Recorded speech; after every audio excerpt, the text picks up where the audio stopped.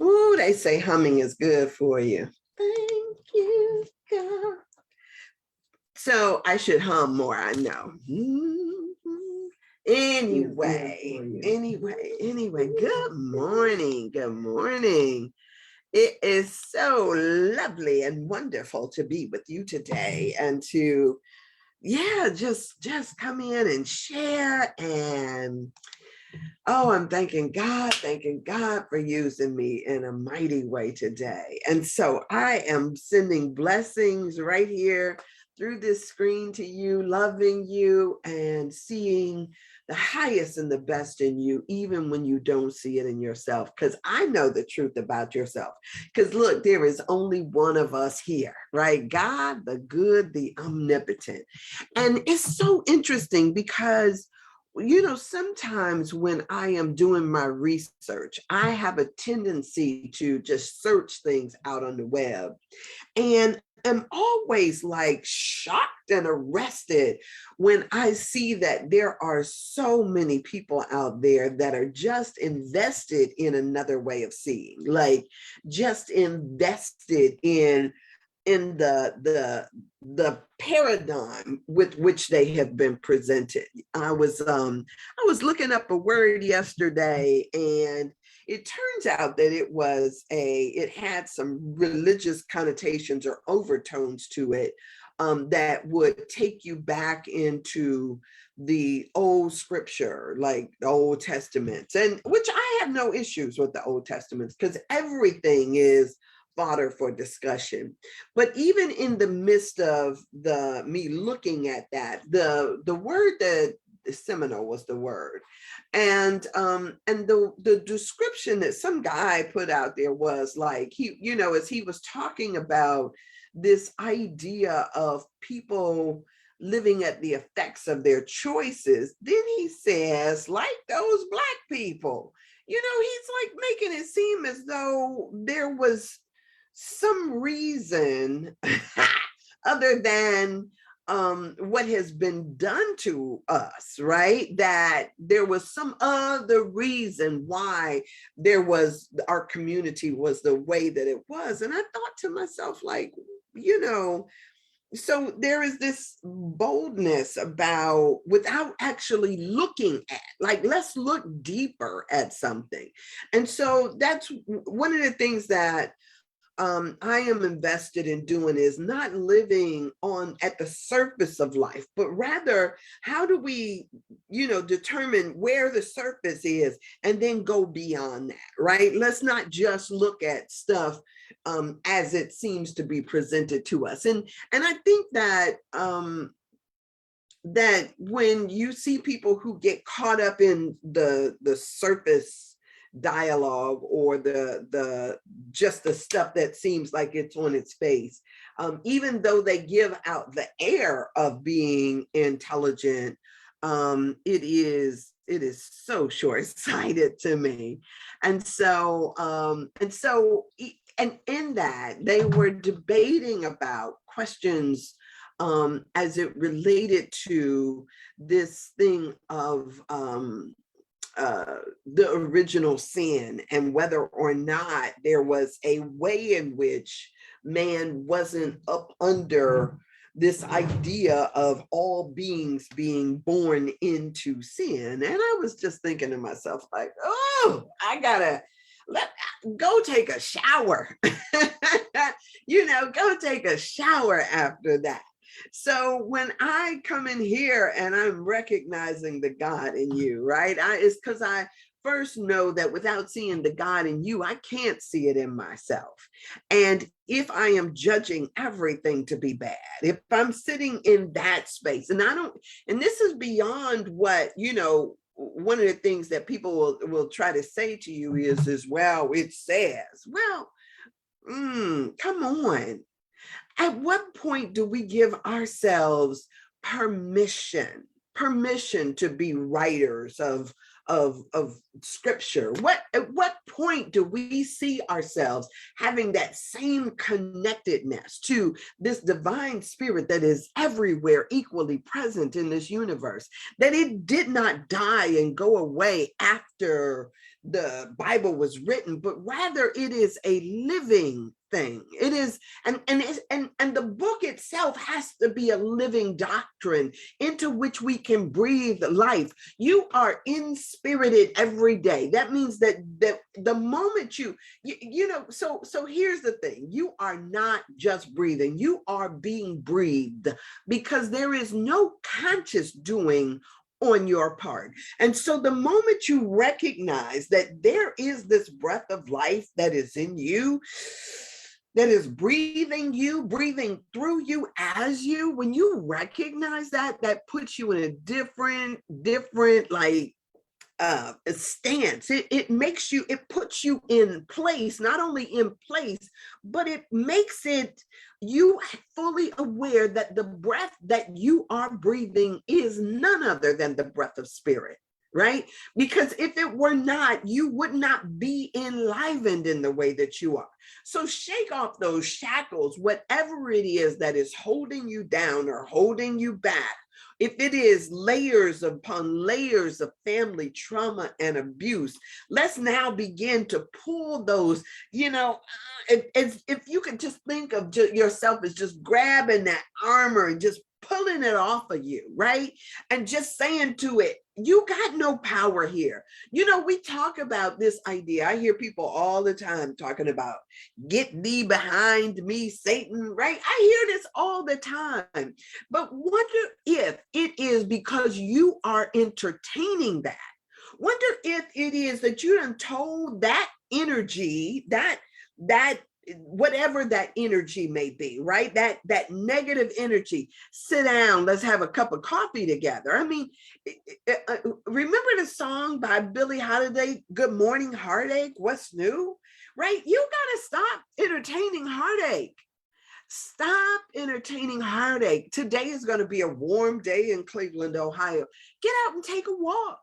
Go walk through nature, hug a tree, get in that the juiciness of your life, right? The juiciness that is you in your life.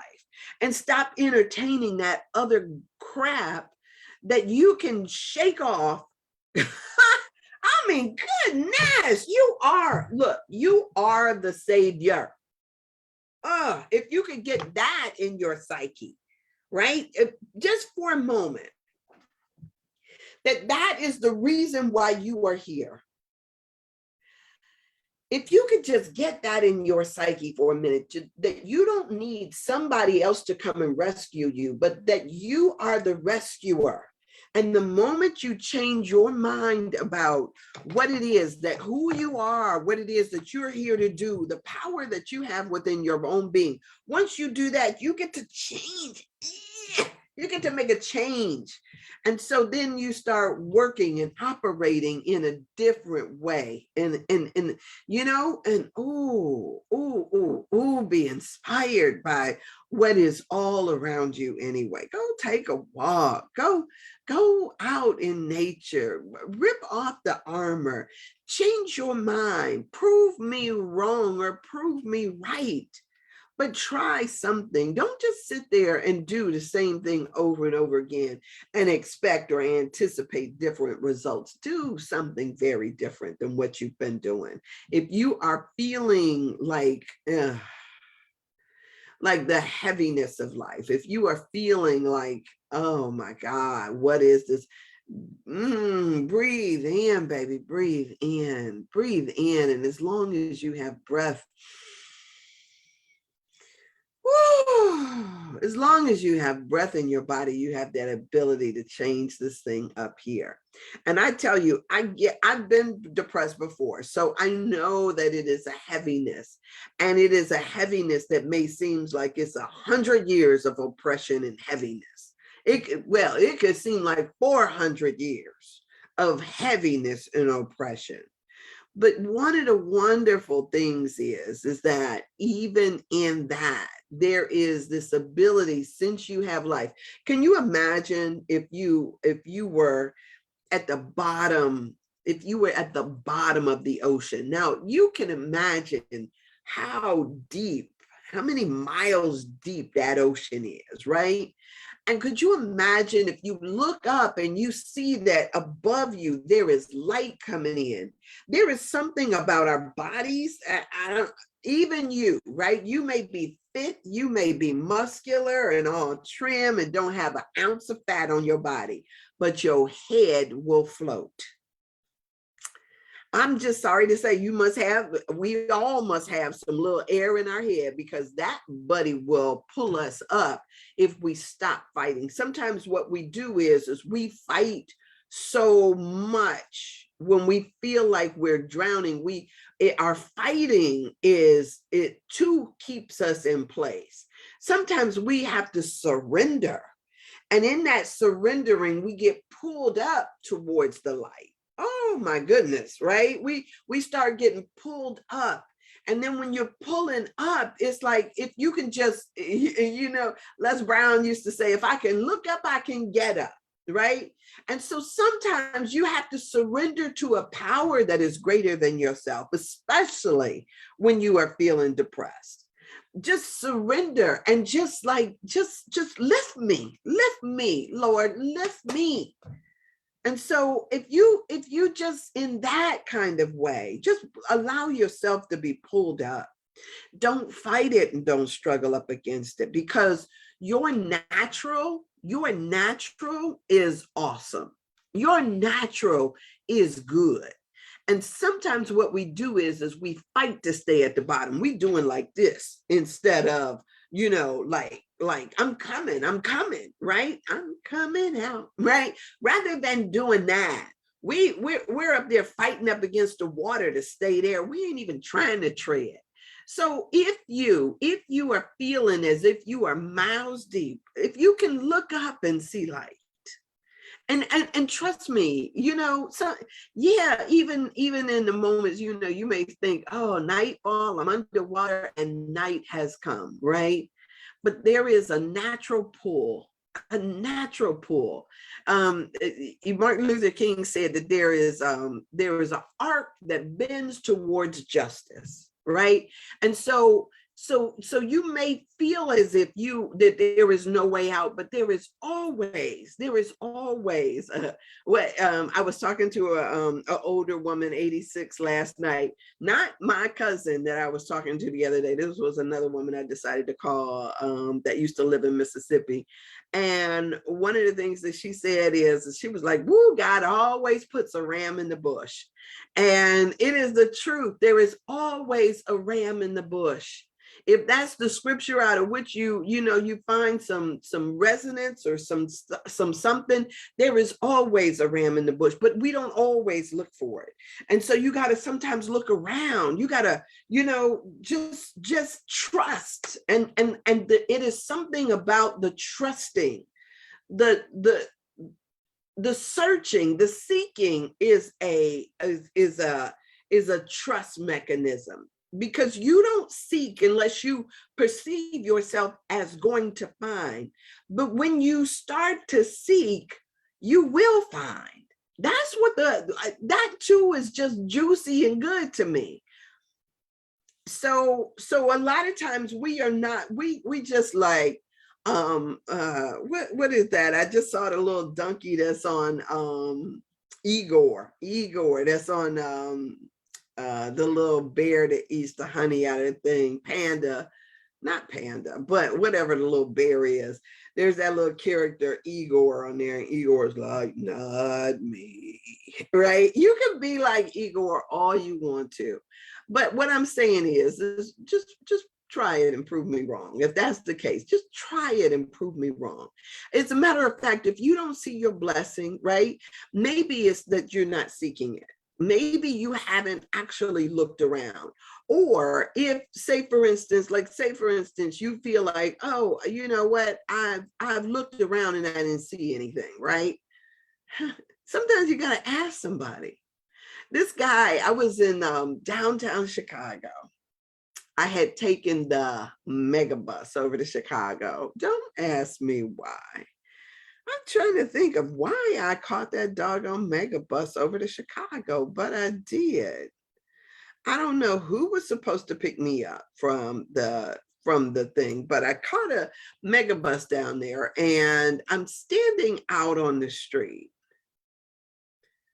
I don't even know why this was my experience at the time, but I'm standing out on the street waiting for my ride to show up. And this guy comes up to me and, no, he was going around to other people and I guess he was kind of panhandling, but I didn't realize what he was doing. And at first he didn't say anything to me, but then he finally came over to me and he apologized. Ma'am, I'm sorry. You know, can you spare some change? And I was like, I actually reached into my pocket and I pulled out some money that I had in there to buy a pop or something like that when I got to, because I don't know what I was thinking about this mega bus, or maybe I thought somebody was going to handle my luggage. And so, you know how you put singles in your thing, right? I don't know why I was on that doggone mega bus, but whatever the case may be. um I was like, I, first off, I was like thinking to myself, like, well, sure, I got something, right? And as I did it, my thing was, I was in the mindset of is don't have me miss my blessings by you not asking me for one, right? And so he was like, he looks at me like, I never thought of it that way. And I was like, yeah, I said, I was moving in the thing of, God, show me where I'm needed. Sometimes I'm like that. I go out into spaces and show me where I'm needed, what I can do. And I get to sit down next to somebody, or I get to, sometimes I approach people, but sometimes I'm just standing there like, because I don't want to get occupied with something before it is my turn, right? So I'm always thinking to myself, let me be on alert so I can see what it is that I'm to do. I tell you, and this COVID has changed that up, because I was just sitting up there thinking to myself, I don't know lately that I have been in that energy, because we don't connect with each other that way anymore. But I used to stand and think to myself, okay, God, you're going to show me, because I know that there is something. I wouldn't be here. I wouldn't have been on that darn mega bus. I wouldn't have been downtown Chicago standing on the street if there was not a reason for me to be so. So I'm standing at alert in this thing of like, okay, let me see. And here he comes up to me, finally, and they're going to apologize for coming up to me. And it's like, dude, how dare you? I've been standing here waiting on you, right? Standing here waiting on you. I thought I got this change. I thought I got this money for somebody to handle my bags. But now here you come in need. So don't be apologizing to me, right? Don't apologize to me. Thank you for asking. And so whatever it is, sometimes we, it's allowing ourselves to be in place, to find ourselves in the place that we are, and then do what it is that we do. And so I show up here for the same exact reasons. Like, I don't know who I'm supposed to talk to. I don't know if you're listening to this on the day that I actually recorded it, or if this was 10 years coming to you. I have no clue. But what I do know is that if we show up in our fullness, exactly how we're supposed to be, then what the person that is seeking, or what you were seeking, will find you. It's as if it comes together like the pieces of a puzzle right on time. So don't get in your own way. Don't get caught up judging. Don't think, oh, it's not for me. All of that stuff, just let that go and do what it is that you are called to do, what you're inspired to do. If something popped up in your head, do that. I tell you, I am doing this. I think I told y'all that I'm doing this 40 days of abundance, right? And it is out of, I gave away my nice books and I kept the raggedy book, right? I kept the little raggedy one that I had. It's called The Abundance Book by John Randolph Price. And so every day there is, I'm not going to say a different one, because what you do is you start all over again after you've done some. And so it's a 40-day thing. So today, the meditation is through my consciousness of God, of my God self, right? So slow down, Sandra. Through my consciousness of my God self, the Christ within as my source, I draw into my mind and feeling nature the very substance of spirit. The substance is my supply. Thus, my consciousness of the presence of God within me is my supply. Now I know it sounds like, it may sound hokey to you. It may sound like, what is that, right? What is that thought system? Through my consciousness of my God self. What is that? You might be asking the question. The Christ within as my source. What is source? Source is that which gives to you, which supplies your every need. God is the source of all supply. And a lot of times we get it confused. We think it's our job. We think it's other people. We think it's, whatever. We got an idea about all of these things that we think is the source of our supply. Well, so what I know is that from sources known and unknown to me, I am blessed. And so what do I think? Do I think that there is manna that can fall from heaven? Absolutely. Do I think that somebody that walking down the street can say, hey, I just wanted to bless you? I had a dream last night that somebody handed me $1,000, right? All $100 bills, that they just gave me $1,000. And I was like, whoo. And I remember folding it and heading to the bank and thinking to myself, like, why am I out on the street walking, heading to the bank? But whatever the case may be, somebody handed me $1,000. And I was so, wow, what a blessing, right? And so I'm saying amen to that. But the source, sometimes we get confused about where the source is coming from. We think that the source has to be like, I have to know that source. And the other day I was at the store. I was at Mark's. And I'm in line and I am buying some stuff. And there's a man that's behind me. Now, the lines were long in Mark's. I was listening to a book as I'm going through the line. And, this gentleman, he was in line behind me. And I talked to him for a little bit, but I was really into my book, right? And I said to him I was into my book, but we kind of, a little bit back and forth. Anyway, when I got through and they rung up my stuff, he looks at it and he was like, how much did you spend? And I was like, dude, like, really, why are you checking out my amount?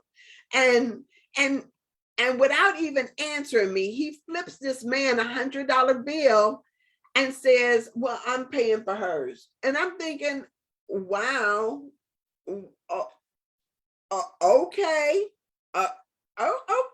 Okay. Oh, and there was a moment where I was about to resist. I was about to fight because I was thinking to myself, what comes with this, you buying me groceries, right? What comes with your paying for my stuff? And so that's sometimes what we do. We block our blessings. We block them so quickly, just like, no. And so I was just like, okay, right? So when you get confused about where the source of your supply is, what you do is you block even that which God would bless you with. So don't get caught up in all of that stuff. Just recognize that because he didn't know me from Adam. It was like, I'm Sandra. Let me introduce myself at least. Right? That's the nice thing to do. So don't get caught up in all of your thinking and all of that stuff. This y'all, this is so good. Life is so good when you start seeing it as such, right? And this is not about trying to, because I know that this kind of talk turns people off because their experience of this has not always been good. We felt judged. We felt like we got to do something extra. We felt all kind of ways. But I'm telling you, when, this stuff is so good. So when you recognize as my supply, your supply, where don't try to get in your mind, don't even try to embrace in your mind where something is supposed to come from. Just know that it's coming. And as you sit in that, where it's coming, without having attachment to where it's coming from, just allow life to flow to you. I draw into my mind and feeling nature the very substance of spirit. I'm drawing it right here and right now.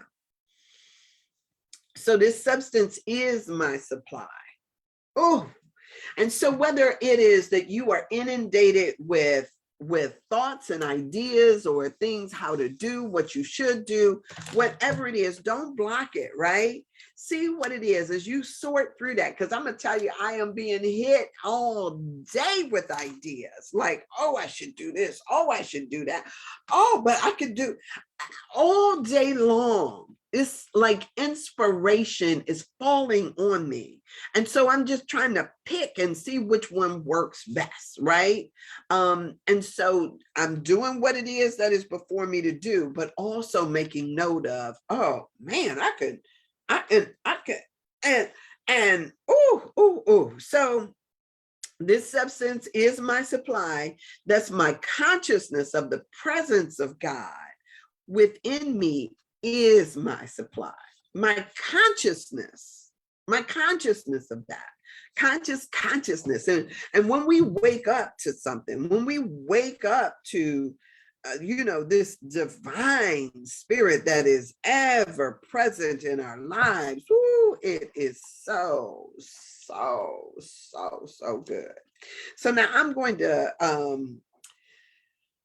I got all of that out, and I would tell you that was good for me. I don't know about for you, but it was good for me. So I'm about to shift gears because I don't want to, people talk about how sidetracked I get sometimes in my thinking, and it sometimes it's like a running joke, almost like my dad used to do me when he would talk about how bossy I was. They would always talk about, oh, Sam is running everything. Anyway, so sometimes I go off on those tangents. Like yesterday, I was talking about somebody else doing it. And she was like, oh, it must be in your DNA, in your family that you guys do that. And so it must be. It's all good because, it is the way that my mind works. And if I'm resisting it, then I'm doing exactly what I just told you not to do. Is don't resist it, but rather let's breathe into that space. Like let's go into that space and see what is here for us, that juiciness. And so as we deal with this book, as I get back on track with this book, it is still trying to see what juiciness is here for me. I see automatically that these darn glasses are filthy. And so, yeah, let me clean those off.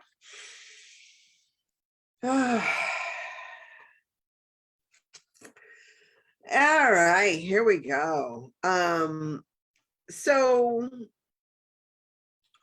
I don't even know where I was yesterday. I think I was still talking about Hellinger. And we were talking about when it comes down to family structures, this idea about, um,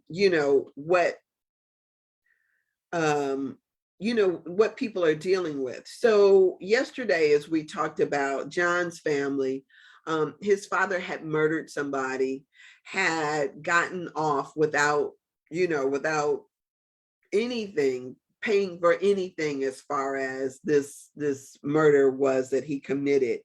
And so while on one level he may think that he escaped, his descendants did not. And so when this came back around and his son then had to deal with this, it's as if, you know finally, when they got the knowledge that this was why his son was having the problems that he was like, okay, I get that. It's that recognition that allows you to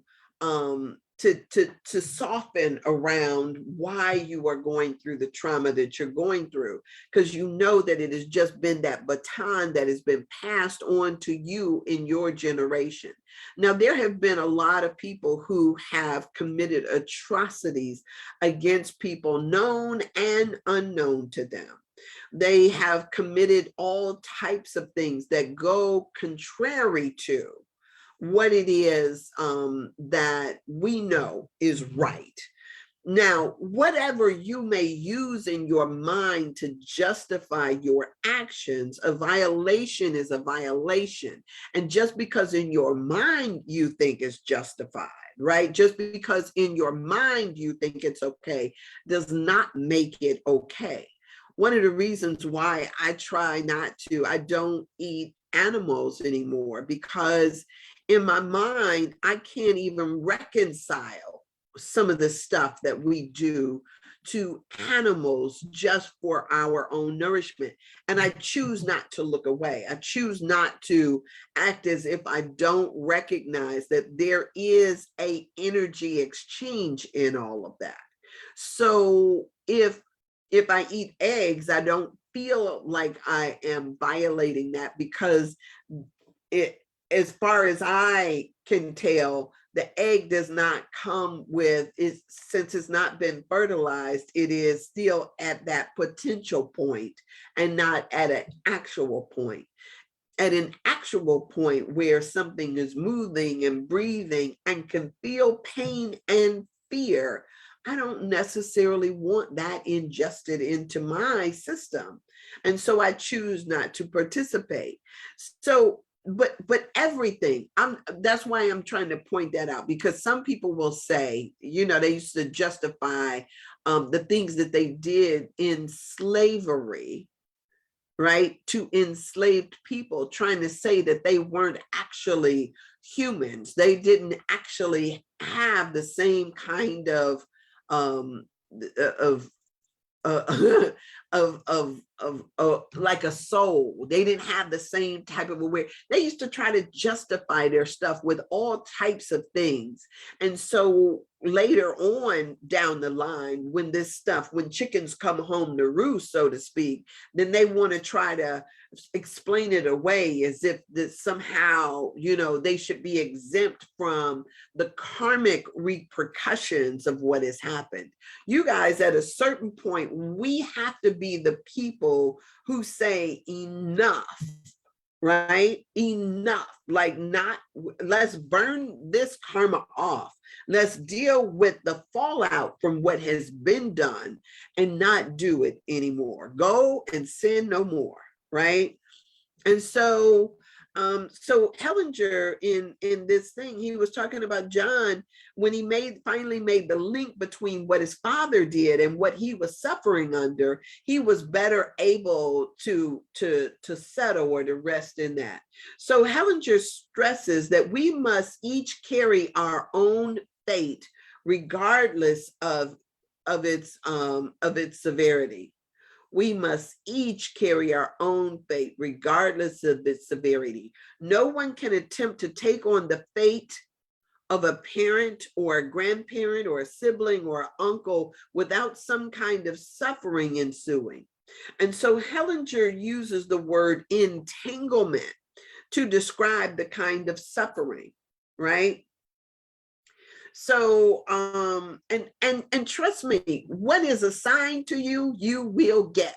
You don't have to go out seeking and try to figure out how I'm going to, whether avenge my father's this, or, do something else against somebody because of what has happened in the past. You don't have to go seeking for this stuff.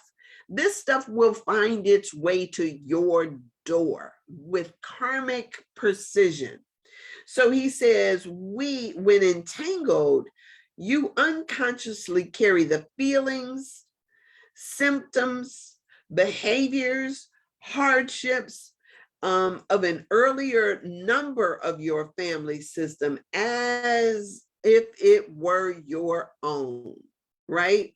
So if you broke somebody's heart, or if somebody's heart was broken by something that your grandfather did, you may walk around feeling as if you have a broken heart, or feeling very on guard against breaking somebody else's heart. It is not a feeling that just dissipates and goes away, but rather has its tentacles in the future.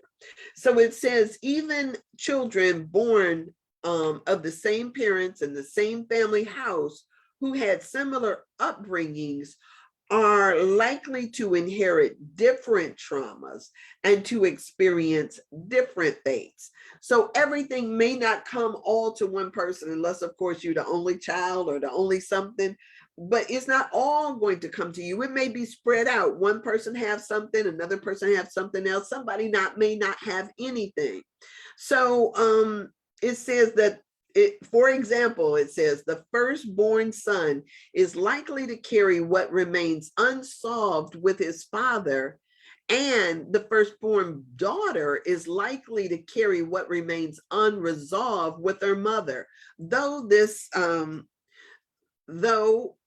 is not always the case, the reverse could also be true. So later children in the family are likely to carry different aspects of their parents' trauma or elements of their grandparents' trauma.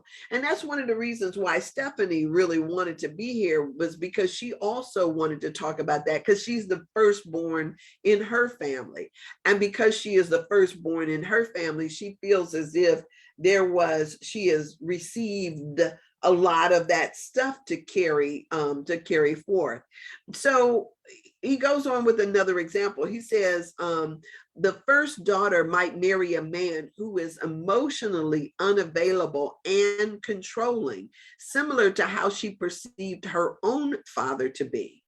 And by doing so, she shares this dynamic with her mother. And so by marrying a shut down, controlling man, she repeats her mother's experience, he says, and joins her in her discontent.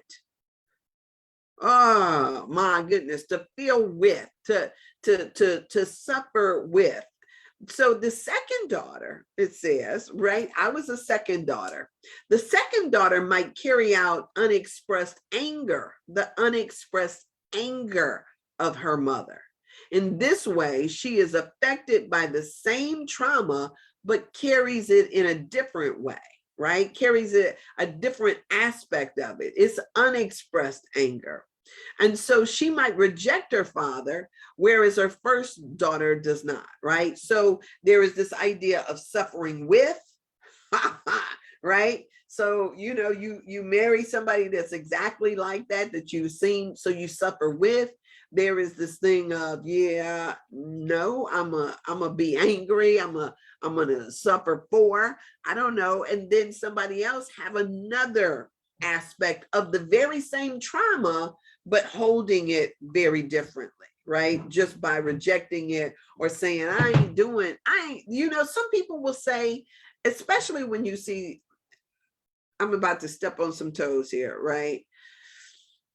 Sometimes women will reject men altogether, right? Because they just don't, because what they've seen in their life, right?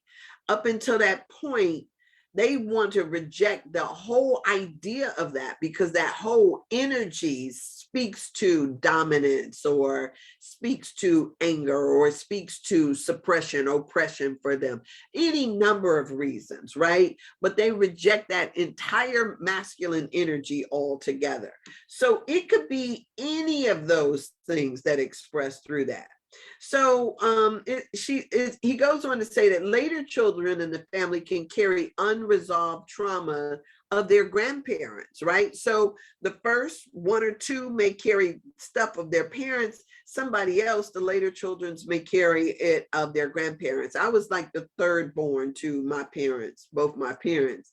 And so so I'm a middle child.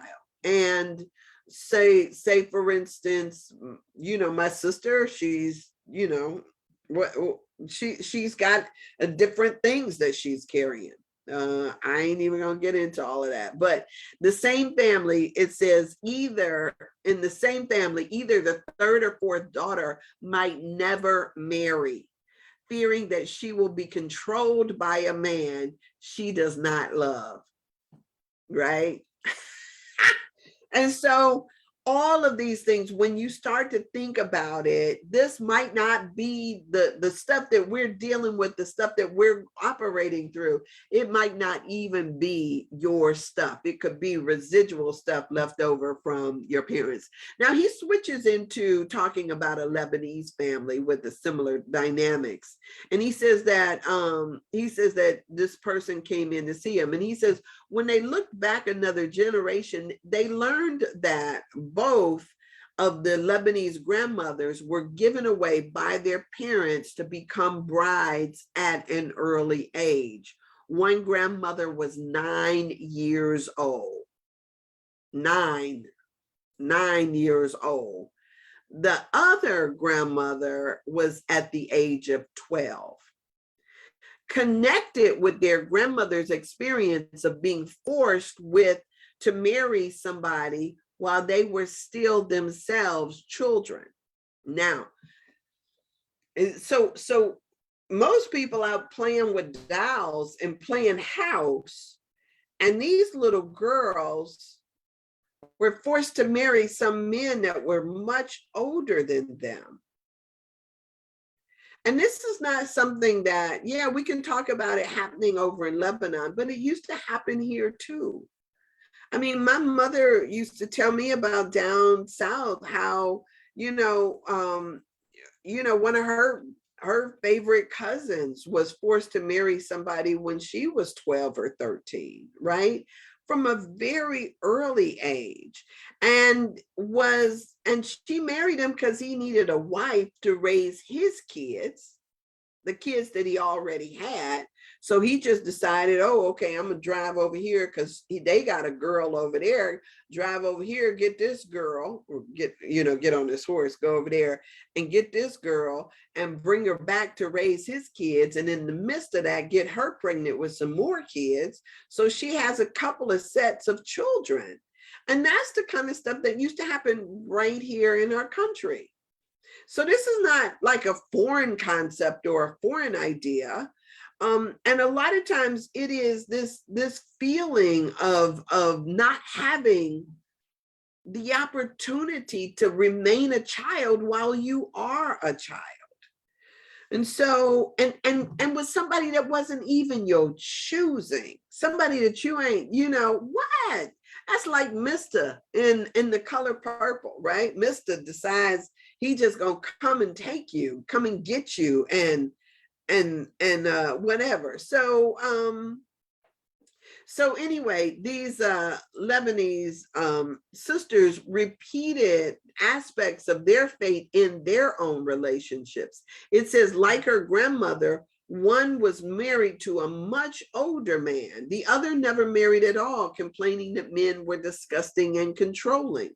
And so they were talking about how this idea of unhappiness. They didn't even have a perception that they could be happy in marriage or could be happy in a relationship. And a lot of times that's the kind of energy that we take into the world. We don't have the expectation that are good, that there is good to this. I was listening to something last night, and uh actually I think it was Marianne, because I listened to quite a bit of stuff last night. I think it was Marianne Williamson, and she started talking about relationships and love. And one of the things that she said was is that back in the 60s or 70s, we went through a sexual revolution. And she was talking about how prior to that, there was um, all of this like oppressive thinking, no sex before marriage or outside of marriage, especially what in the way that it landed upon women, right?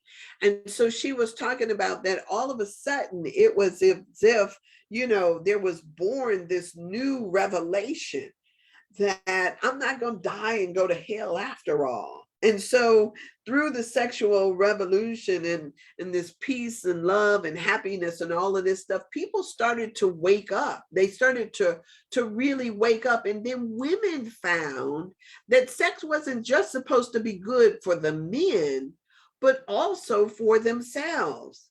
And so then everybody started chasing after this thing, the big O, the orgasm, because now all of a sudden it's like, oh, it's not just supposed to be somebody that gets up on top of me. And I don't even know if they was working up a sweat, because they wasn't concerned about whether or not you needed to get some, just whether or not they were.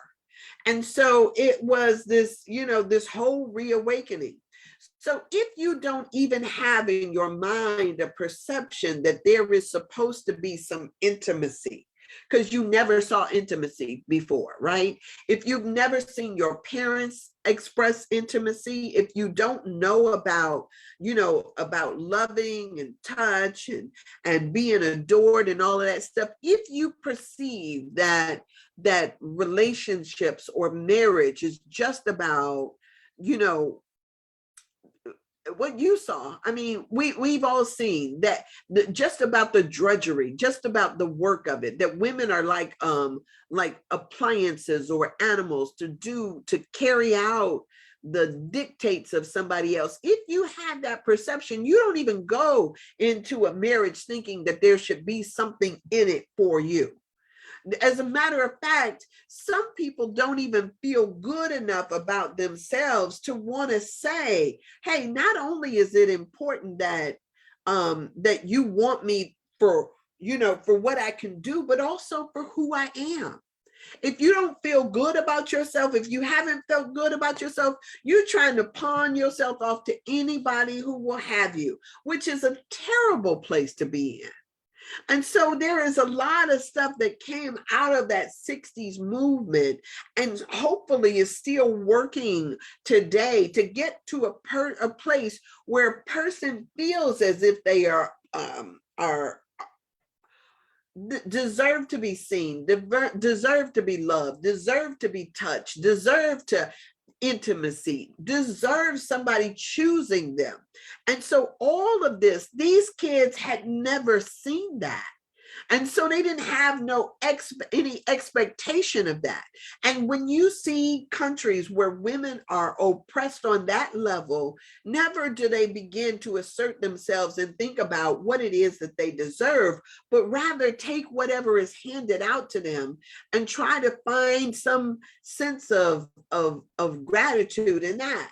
Yeah, this, so when he talks about what happened to these Lebanese girls, which turned out to be grandmothers, it is if they were passing that legacy on year after year. And not until these young ladies decided, you know what, I got to figure out what's up with me, because I'm looking around in society and society is changing. Society has made a shift or a change, and I'm still lagging behind. And so So they needed to figure something out. It says here, when a break in the mother and mother-child bond among siblings, when there is a break in there, each child might express his or her disconnection with that mother differently, right? And so when you think about it, so one child may become a people pleaser. That's what he says. One child may become a people pleaser. And he says, uh, and then he says, fearing that if they are not totally good, if they're not totally giving, if they're not totally sacrificing, they might be, done away with. I don't know. But could you imagine if you were a child and your parent gave you away? You're going around with the fear in your body that you are dispensable, disposable, and that the next person might give you away too. I, I can't even imagine. Oh, you know what? Let me tell y'all this one story right quick. And I realize this it's time for me to go, but let me tell you this one story right quick. There was a guy that I used to, I don't know that I used to date. I don't want to say date. We used to hang out. I'll say it, kick it. That's what we called it. We used to kick it, right? There was nothing really there, but we used to kick it. Anyway, so I remember he used to do these things, which was an evaluation. It seemed like every single week or every other week, he would evaluate everything in his life to see where the heck it fit. And he would come to me with these evaluations of our friendship or our relationship. And it was always this trying to figure out whether or not it was worth the investment of his time, attention, and energy. And I remember one day I just went in there and I was like, look, I said, I don't like being on the chopping block every single week when you want to start going through your evaluations. Be gone. I was like just sitting up there in the energy like, dude, bounce, because I am not doing this every single week with you. And so sometimes when there is that kind of break that you see, this kind of break between in a family, that people are not feeling as if they belong, as if there is a sense of belonging, then they take everything as being disposable. You don't have the ability to dispose of me, damn it. That's what I wanted to say. So before he could get to the place of deciding whether or not I was worth his time and attention, I was like, beat it, right? Because I'm not doing that. So this disconnection, it could be that a person is a people pleaser. Another child may believe that the connection is never hers to have in the first place. They might become argumentative, create conflict, and push that person away, right? However you want to read that.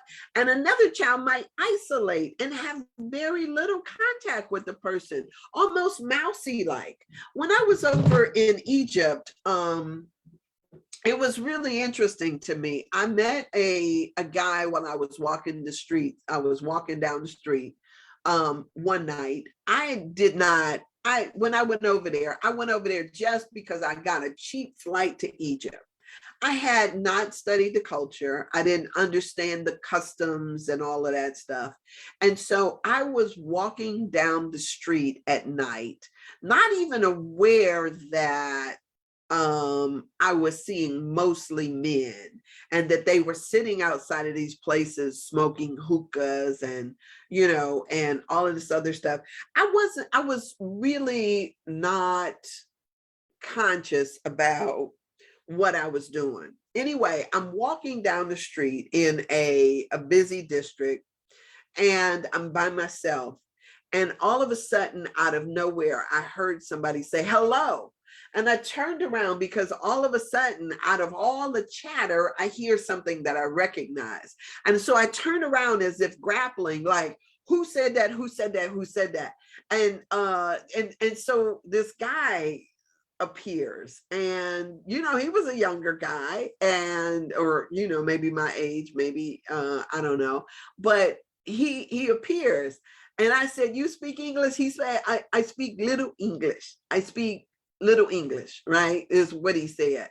And I was like thinking like a little is better than nothing at all. And so, I kind of like I grabbed onto this guy, like, okay, let's, can you hang out with me, so to speak? I don't know. But anyway, he ended up walking me back to the hotel where I was staying. I was safe that particular night. I almost got stoned in Egypt. I tell people that story, but whatever the case may be, I didn't know I was about to get stoned. And so I guess if I didn't know it, how valid is it? Whatever. He rescued me. But anyway, he took me back to his house while I was there. And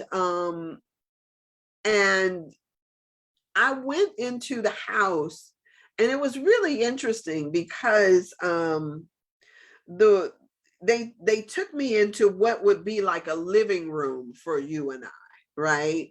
And the living room was spacious. It had, couches and rugs on the floor and everything like that.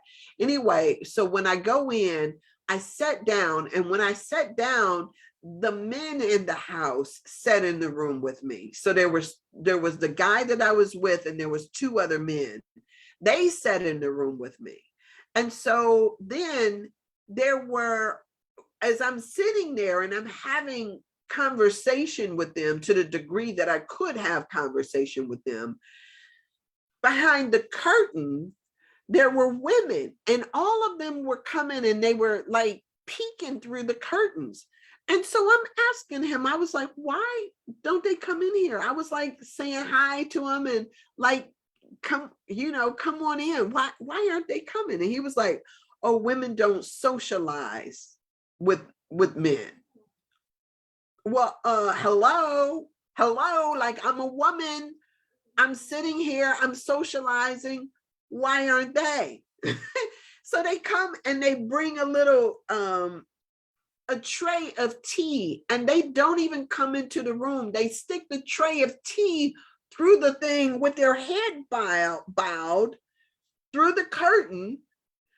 And somebody gets up and goes over there and grabs the tea so that we can then take tea.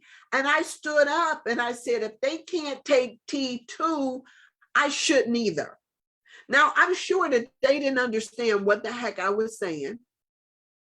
But for me, it was, I knew very clearly in my being that if those women couldn't have tea, then I'm not taking tea with y'all either. As a matter of fact, I gotta go because I don't like this whole setup, right? I felt as if, and I stood up like, oh, okay, I gotta go. I have got to go.